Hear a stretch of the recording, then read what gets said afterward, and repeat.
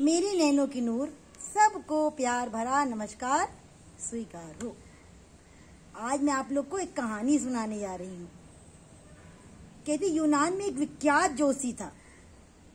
एक बार रात में वो आकाश में तारों का अध्ययन कर रहा था और तारों का अध्ययन करता हुआ चल रहा था तो अचानक चलते चलते वो कुएं में गिर पड़ा। अब कुएं पे पाट नहीं रखा होता, कुआं होता है कोई, उस पर पटरा रख दिया जाता है कि कोई इस पे गिरे नहीं, तो पाट नहीं रखे हुए थे और उसकी जो आंखें थी आकाश में अटकी हुई थी और वो चलने में मगन था। अब जैसे ही कुएं में गिरा वो जोर जोर से चिल्लाने लगा, अंदर से जोर जोर से आवाजें आने लगी, बचाओ बचाओ बचाओ। तो पास ही में झोपड़ी में एक बुढ़िया रहती थी, बेहद गरीब। तो उसने भाई बड़ी मुश्किलों से, बड़े मेहनत से किसी न किसी तरह वकील उनको जोशी जी को बाहर निकाला।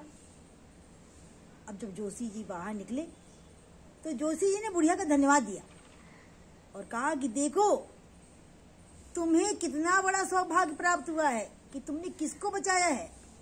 अरे मैं यूनान का बहुत बड़ा जोशी हूं, मैं तारों की, नक्षत्रों की गतिविधियों का अध्ययन करता हूं और मनुष्य के भाग्य के बारे में, उसके संबंध के बारे में सब कुछ बता देता हूं। कहते मुझसे बड़ा कोई जोशी इस पूरी पृथ्वी पर नहीं है।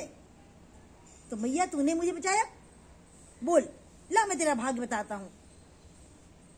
तो बुढ़िया जो थी वो हंसने लगी।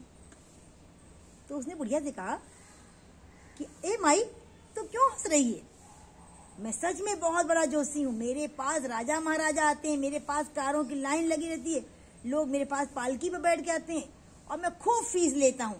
लेकिन क्योंकि आपने मेरी जान बचाई, मैं आपसे कोई फीस नहीं लूंगा और मैं आपका भविष्य बताऊंगा।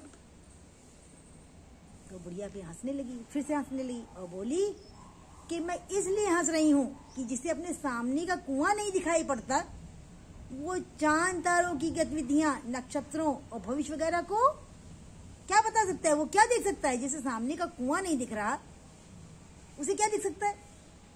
बोली बेटा तुझसे अपने पैर तो संभलते नहीं और तू मेरा भविष्य क्या बताएगा। होश में आ जा, होश में आ जा।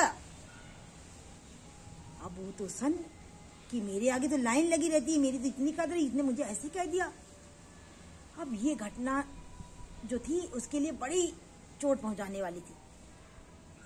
अब तो वो सन कहते हैं इस घटना का उस जोशी के जीवन में बहुत बड़ा प्रभाव पड़ा। उसके तो जीवन में से क्रांति आ गई, क्रांति का कारण बन गई। उसने अपनी ज्योतिष विद्या छोड़ दी क्योंकि उसको तो उसके दिल पर एक भारी चोट लग चुकी थी।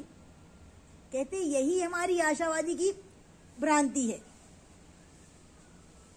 उसकी आंखें तो तारों पर अटकी हैं। आदर्शवादी सदैव मोक्ष पाने की बात करता है। तो इसी तरह जो हमारी आंखें वो भी तारों पर अटकी हुई हैं। जो आदर्शवादी होते हैं वो हमेशा मोक्ष की बातें करता है कि हम मोक्ष पाएंगे।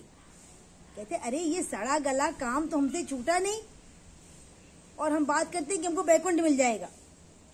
ये जो हमारा सड़ा गला क्रोध है, इससे तो हमें छुटकारा मिला नहीं और हम बातें करते हैं मोक्ष पाने की, बैकुंठ पाने की, हम बैकुंठ चले आएंगे।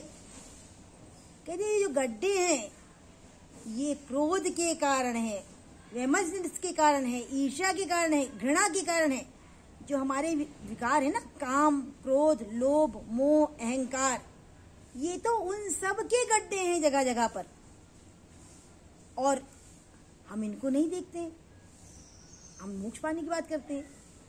कहते संत महात्मा फरमाते हैं आंखें लौटा लाओ जमीन पर, आंखें लौटा लाओ जमीन पर, जहां चलना है आंखें वहीं होनी चाहिए। इस क्षण में ही आंखें होनी चाहिए। प्रेजेंट टाइम में जियो, वर्तमान समय में जियो। इस क्षण में ही आंखें होनी चाहिए क्योंकि यहाँ गड्ढे हैं। यहाँ सारे के सारे गड्ढों से तुम अगर बचकर निकल जाते हो तो उसी का नाम मोक्ष है। मोक्ष कहीं दूर आकाश में नहीं है। जिसने जीवन में गिरने से बच गया, जिसके जीवन में गिरने की संभावना नहीं रही, खत्म हो गई, वही मुक्त हो गया। हम जो है दूसरों के दोषों को तो देखते हैं, लेकिन हमारे अपने मन में कितने विकार भरे हैं। क्या हम काम, क्रोध, लोभ, मोह से दूर हो पाए? वो तो प्रतिदिन हमारे अंदर भरा पड़ा हुआ है। तो जब हम उससे दूर नहीं होंगे तो हमें मोक्ष की प्राप्ति होगी कहाँ से, वैकुंठ की प्राप्ति होगी कहाँ से? तो भाई अब देखो, बुढ़िया तो बेचारी पढ़ी लिखी नहीं थी, साधारण इंसान, और जोशी क्या था, उसको अहंकार था कि मैं तो बहुत बड़ा ज्योतिष शास्त्री हूँ, मेरे पास राजा महाराजा बड़े बड़े लोग नेता वगैरह आते हैं, गाड़ियों से आते हैं, मैं इतनी इतनी फीस लेता हूँ, तो मैं बुढ़िया का भी भविष्य बता दूंगा। और बुढ़िया ने क्या कहा, जिसे सामने का गड्ढा नहीं दिखाई पड़ रहा, मतलब आंखें सही सलामत हैं, उसके बावजूद हमारी आंखें आकाश में टिकी हुई हैं, हम सामने का नहीं देख रहे हैं। इसी तरह हम लोग भविष्य की कल्पना करते हैं, लेकिन सामने जो हमारा प्रेजेंट है, जो हमारा वर्तमान है, उसकी हम चिंता ही नहीं करते। हम तो भविष्य में कल्पनाओं में जी रहे होते हैं। तो जिसने भाई काम, क्रोध, लोभ, मोह और अहंकार पर विजय प्राप्त कर ली, जिसने दूसरों को माफ करना सीख लिया, जिसने अपने मन से दूसरों के लिए घृणा, नफरत मिटा दी, तो भगवान का स्वतः ही प्यारा हो जाता है। तो ये कहानी आप लोग को कैसी लगी, आप लोग मुझे कमेंट बॉक्स में लिख के बताना। अच्छा भाई, हमें भी आपके कमेंट्स का इंतजार रहेगा, और हम भी यही चाहेंगे आप सबका जीवन खुशियों से भरपूर हो, सबके जीवन में आनंद हो, सबके घर में सुख शांति हो। इन्हीं शुभकामनाओं के साथ, शुभ भावनाओं के साथ मैं आप सबसे विदा लेती हूँ, अपनी वाणी को विराम देती हूँ, और सबको टाटा बाय बाय।